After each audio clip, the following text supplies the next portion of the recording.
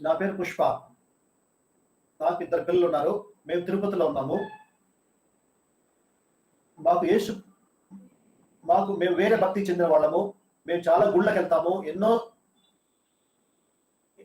ఎంతో భక్తిగా మేము వేరే వేరే గుడ్లకెళ్తాము. 3 గంటల సేపు నేను ఆ దేవుడి యొక్క రూమ్‌లో నేను ఉంటాను. ఆ పూజారులకు తెలియనటువంటి అటువంటి శ్లోకాలు కూడా నాకు తెలుసు. ఆ గుడికెళ్ళినప్పుడు అంగ ప్రదక్షిణ చేసినప్పుడు 2 గంటలు లేదంటే 3 గంటల సేపు ఆ యొక్క శ్లోకాలు చదివే నేను బయటకొస్తాను.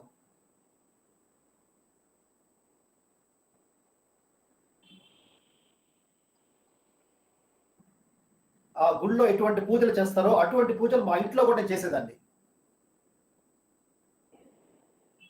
మా ఇంట్లో ఒకటే సమస్య. మా పిల్లల మధ్యలో ఒక ఎంతో ప్రాబ్లము. చాలా ప్రాబ్లము. నాకు మా భర్తకు మా మధ్య ఎంతో పెద్ద ప్రాబ్లము.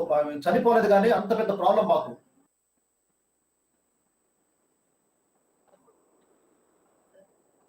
కుటుంబంలో సంతోషం లేదు, సమాధానం లేదు, నెమ్మది లేదు. ఇటువంటి కష్టమైన పరిస్థితుల్లో మేము ఉండాము. ఆ తర్వాత మాకు ఎంతో నష్టం జరిగింది.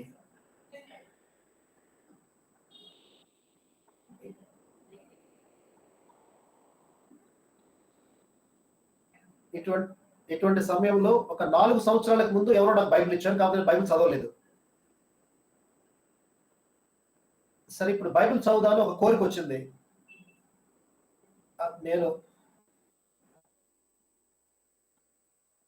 ఆ బైబిల్ తీసి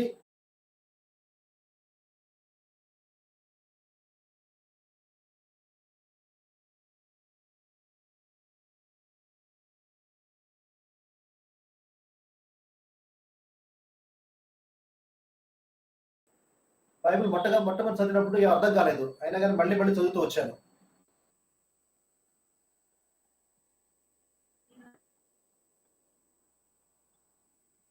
మత్తయి,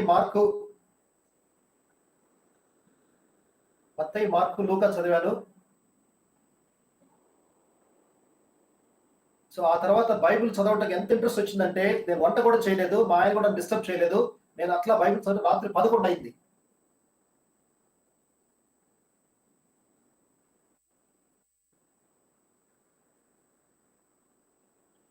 ఆ రాత్రి నాకెంతో సంతోషం.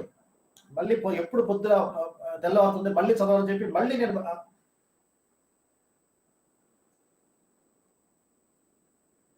అది నేను మళ్ళీ తిరిగి చదివాను. అది నేను ఒక కథలాగా మా ఇంటానికి చెప్పాను.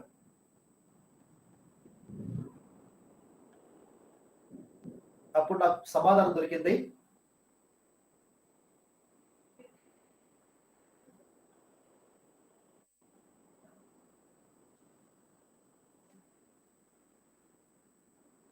అప్పుడు నేను మా ఆయనకి చెప్పాను. ఇదేదో ఒక స్టోరీ లాగా ఉన్నది. చూడండి దీంట్లో ప్రభు మన కొరకు ఎంతగా ఆయన మనల్ని ప్రేమించి మన కొరకు ఎంతగా ఆయన తన రక్తాన్ని చిందించారు అని చెప్పి నేను చెప్పినప్పుడు ఆయన కూడా ఇంట్రెస్ట్ వచ్చింది. ఆయన ఒక తెలుగు బైబిల్ తీసుకుని వచ్చారు.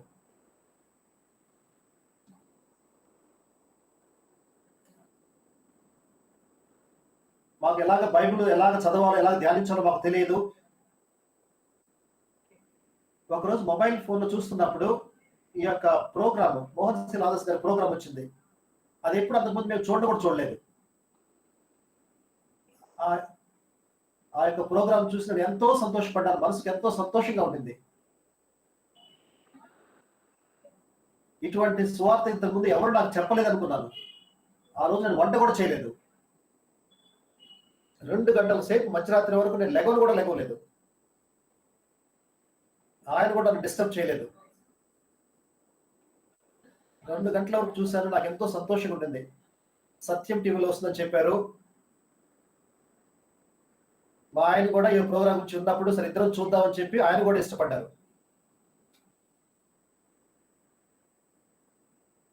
ఆ ప్రోగ్రామ్ చూడగా మాకు అర్థమైంది ప్రార్థన అంటే ఎలా చేయాలి, ఎవరి కొరకు ప్రార్థన చేయాలి, ఎలాగ ప్రార్థన చేయాలి, ఇవన్నీ కూడా మాకు అర్థమైంది.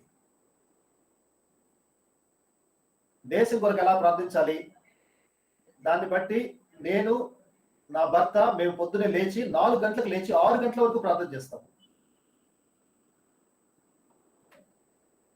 నేను పడుకునేటప్పుడు ప్రభు దగ్గరే నేను చెప్పి ప్రేయర్ చేసి పడుకుంటాను. యేసు ప్రభువా నన్ను 3:30కు లేపు ప్రభు అని. కరెక్ట్ గా ప్రభు నన్ను 3:30కు లేపుతారు. మీరు నమ్మినా నమ్మకపోయినా ఇది నిజం.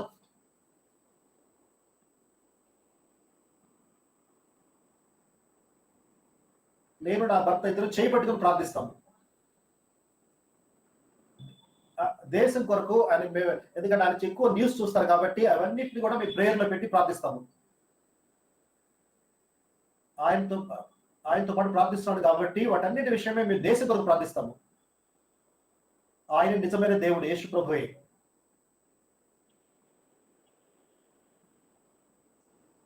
నేను ప్రార్థించేటప్పుడు ఇలా జరగాలి ప్రభు అని చెప్పి నేను ప్రార్థించినప్పుడు అలాగే జరుగుతుంది. నేను ఇటువంటిది ఏ దేవుని దగ్గర కూడా చూడలేదు. ఆయన మన ప్రార్థన వినే దేవుడు, మనతో మాట్లాడే దేవుడు, మనం ఏది చెప్పినా కానీ వెంటనే అద్భుతం చేసే దేవుడు. ఆయన సత్యం నేను తెలుసుకున్నాను. ఆయన నిజమైన దేవుడు అని నేను గ్రహించాను. యేసు ప్రభువుని అంగీకరించిన తర్వాత అది మా ఇంట్లో ఒక గొప్ప సంతోషం. కోట్ల రూపాయలు ఉన్నా కానీ ఆ సంతోషం దొరకదు. ఇప్పుడు మేము కుటుంబంగా సంతోషంగా ఉన్నాము.